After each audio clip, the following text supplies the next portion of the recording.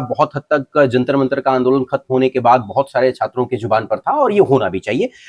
Ethanol को लेकर के बड़ी बहस चल रही है युवाओं के बीच में, क्योंकि उनकी बाइक खराब हो रही है, गाड़ियां खराब हो रही हैं। इस पर बहुत सारी चीजें आए, सरकार कई बार मानने को तैयार नहीं है। इस पर आपका क्या कहना है? अरे नितिन गडकरी तो वहां मुंबई हाई कोर्ट में जवाब ही नहीं दिए हैं। इथेनॉल कह रहे हैं मेरा काम है नहीं।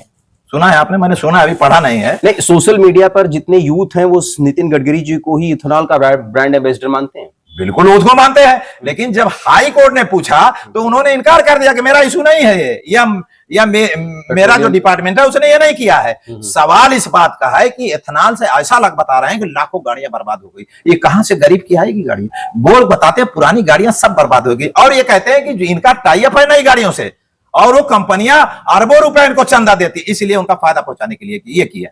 मतलब कि पुरानी गाड़ियां खराब हो जाएंगी, नई गाड़ियां मैन्युफैक्चर की जाएंगी, महंगे दाम पर बेची जाएंगी, यही कहना चाहते हैं? बिल्कुल यही है, यही सच्चाई है। लोग आरोप लगा रहे हैं। इसका कोई ऑफिशियल डॉक्यूमेंट? ऑफिशियल तो कोई नहीं है। ऑफिशियल तो मतलब ये शक के बिहाफ पर आप कह रहे हैं? लोग आरोप लगा रहे हैं, सच्चाई है तो सामने। ठीक है, जनता और यूथ का आरोप है।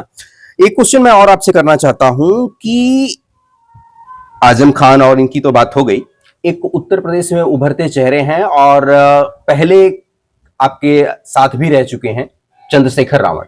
इनको लेकर के क्या कहना चाहते हैं? इनका क्या रोल रहेगा 2027? कोई मतलब नहीं है, ये नाम लेना इनका कोई मतलब नहीं। देखिए, यूथ में SC ST में थोड़ी सी जगह है उनकी, इसलिए मैं आप सवाल कर रहा हूं। अरे डमरू कहीं बजाइए भीड़ में तो बहुत सारे लोग जमा हो जाएंगे। ये जो गांव में डमरू बजाते हैं, गांव में जब लड़के आ जाते हैं मेला देखने, बात समझिए। देखिए, ये चंद्रशेखर रावण, ऐसा लोग आरोप लगाते हैं कि दलित लीडरशिप और मायावती को समाप्त करने के लिए RSS और बीजेपी ने इनको प्रोजेक्ट किया।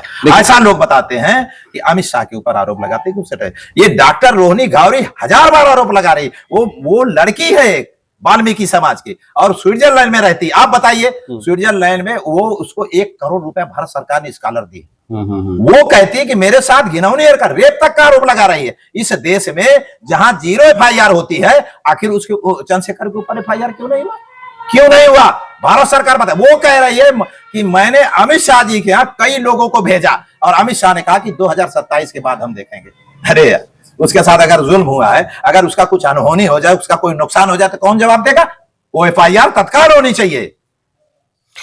अच्छा, ये जो है जहां तक राजनीति का इशू है, राजनीति में कोई माने नहीं है चंद्रशेखर का। उत्तर प्रदेश में सब 0 है, कोई मतलब नहीं। ये RSS और बीजेपी द्वारा, ये और OIC, ये दोनों RSS और बीजेपी द्वारा प्रायोजित। और अच्छा, ऐसा लोग आरोप लगा रहे। मायावती जी के बारे में क्या कहना? मायावती संघर्ष कर रही है।